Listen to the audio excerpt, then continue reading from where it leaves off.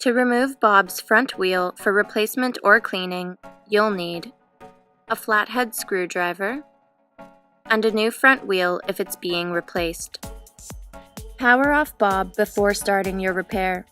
Press the bumper in while holding down the cover button. After 5 seconds, Bob will beep, and the cover light will turn off when released. Then, flip Bob upside down so the wheels are facing up. Pull out the checkered wheel, using a flathead screwdriver for leverage if needed. Then, remove the wheel assembly using the same screwdriver as a lever. Clean both sections of the wheel before reassembling. Attach the checkered wheel by pushing it down until it locks onto the wheel assembly. Then push down until it locks on Bob.